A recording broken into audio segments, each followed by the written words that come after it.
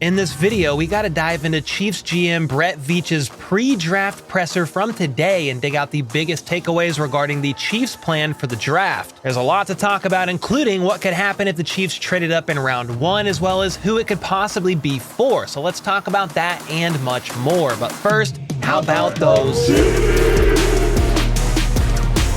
All right, Chiefs general manager Brett Veach spoke to the media today in his annual pre-draft presser, and he started out talking about the offseason, saying they placed a priority first and foremost on getting a deal done with Chris Jones, even though that took quite a while. They also brought back a lot of the D-line. They work really well together, so you've got Derek Nottie back, Turk Wharton back, as well as Mike Dana. Linebacker Drew Tranquill was also another big emphasis, and I believe one of the first to actually get a deal done. Then sadly, they did have to move on from L'Jarius Sneed, but overall, they are happy with the moves made, including the one-year deal that Hollywood Brown signed on the offensive side of the ball as a speedy playmaker for Patrick Mahomes. And from here, we're going to look at the draft and kind of dive into his presser and main takeaways and what that can mean for the Chiefs, even players that they could potentially be drafting. So heading into the draft, there's an obvious need for both another receiver as well as a left tackle to protect the blind side of Patrick Mahomes. And while the positional depth for the tackles and wide receivers in this draft class is there, finding a more quality wide receiver outside of round 1 seems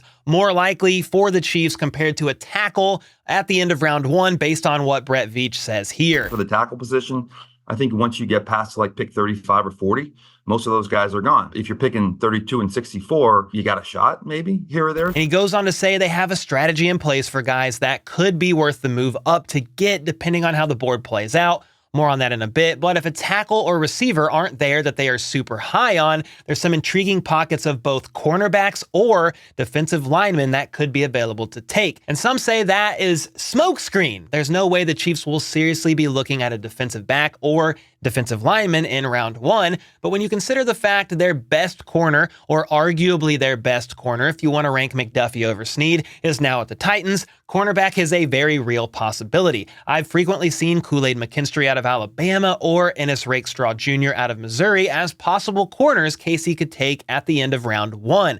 Then for the defensive line, Minihue is on the last year of his 2-year deal on the edge, but then almost every defensive tackle on the roster outside of Chris Jones and Neil Farrell are signed to 1-year deals. So interior defensive line could be a real possibility, with them maybe taking somebody like defensive lineman Johnny Newton out of Illinois, or maybe Chris Jenkins out of Michigan. You could get both of these guys favorable matchups on the inside, with Chris Jones hogging up a lot of attention, and then they could obviously learn and grow from the CEO of Sack Nation himself. I also wouldn't rule out them maybe taking an interior offensive lineman here at pick 32, I guess, when you consider Joe Thuney isn't getting any younger, Nick Allegretti is now with the Commanders, and at least as of right now, Trey Smith is on the last year of his rookie deal. Obviously, a tackle would be more of a priority here, but if there isn't one available, maybe interior O-line could be a move, though that's a first-round pick for a guard. They would have to love whoever this man is as much as Big Red loves a double bacon cheeseburger. Let's just put it that way.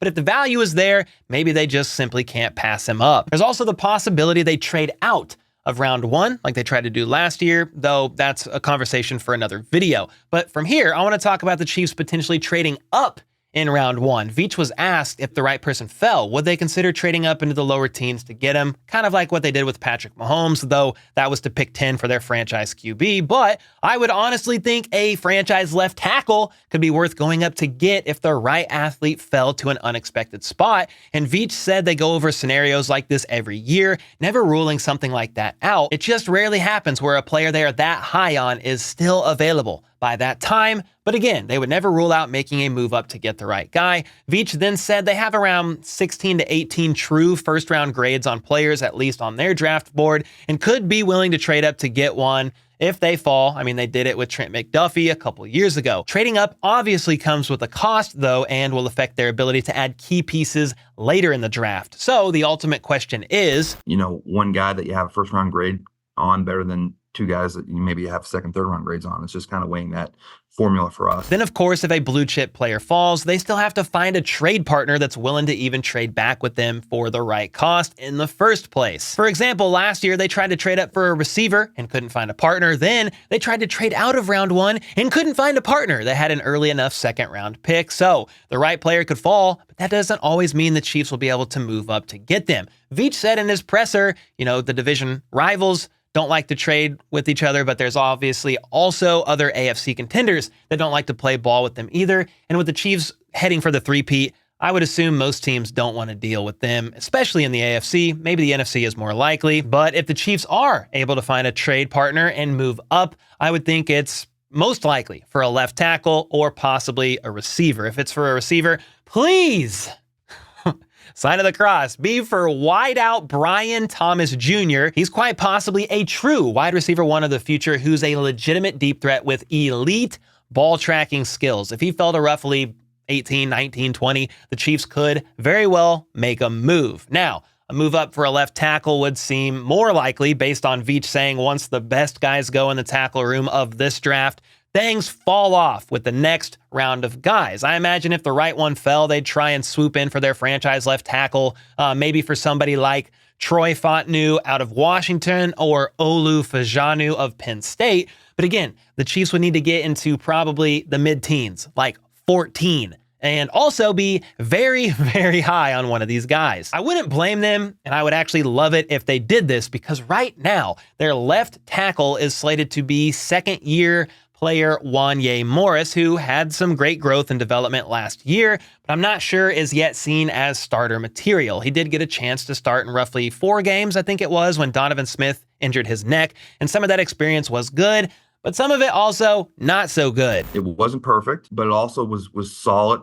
play that I think is a good foundation to build and grow on. But he has to come in here with the mindset that, we're going to look to bring in competition. So Wanye has to come in and be prepared to fight for the left tackle spot and earn the starting role, because Veach is planning on bringing competition in for that spot, whether it's the draft. I mean, they will draft some offensive tackle, even if it's not in round 1, as well as free agency after the draft, like they did with Donovan Smith last year, or even both. Now, regarding wide receivers in this year's draft, Veach said they have great grades on a couple different pockets of guys. I think there's a large group of receivers in the first 50 picks, I think, that we have great grades on, and then I think there's another pocket right behind that. So they have great grades on a lot of top 50 guys, as well as another pocket of guys right after that, which makes sense considering the depth of receivers this year and why they could possibly wait for round 2. I don't know who you're going to grab there. Maybe it's Ricky Pearsall out of Florida, Xavier Legette out of South Carolina, Jalen Polk from Washington. Honestly, the list goes on with some of these very talented wideouts. This is one of the best wide receiver draft classes in history, so they're going to have plenty of guys to choose from. Then, Veach also mentioned other position groups they could be looking at. I think it's a better defensive line class than we've seen in the past. I think there's some good mid-round depth there. Linebacker, running back's probably a little lighter than years past. So I think O-line, receivers, corners are good hot spots throughout the draft, and that's a good thing because we can use one of each of those. He was then asked about Rashee Rice's situation and if that would affect how they view the wide receiver position as far as needs go. But Veach said, not really, though they are always open to looking at every position on the roster outside of quarterback. Maybe linebacker. There's needs on the offensive line for sure. Guard center depth, competition at left tackle, receiver there's a need.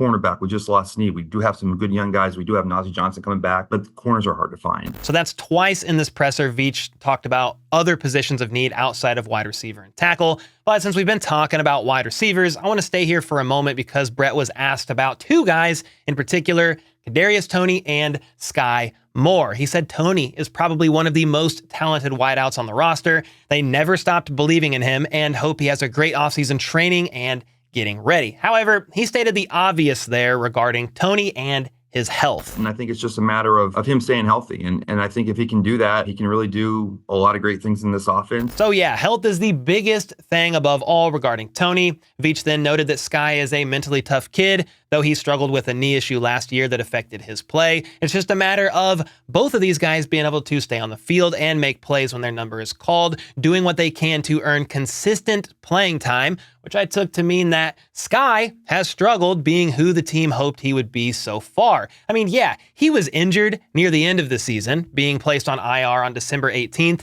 So that's like 15, 14 games played. And up until that point, he only had 21 receptions for 244 yards and 1 touchdown. So I think it's safe to say Sky has a lot of room to improve this year, especially when you consider the fact Rashee had nearly 1,000 yards his rookie year. For me personally, I don't have expectations of either of these guys, Kadarius Toney or Sky Moore, to have any sort of crazy breakout season. But again, would love to be wrong about that, though I would also be surprised if the Chiefs had those expectations of those guys either. But with all that being said, let me know your thoughts on the biggest takeaways from Brett Veach's presser today, and if you found any nuggets of him alluding to certain position groups. Do you think he was speaking facts? Do you think it's a bit of smokescreen, maybe a bit of both? Let me know in the comments down below, and until next time, let's go. Let's freaking go. How about those?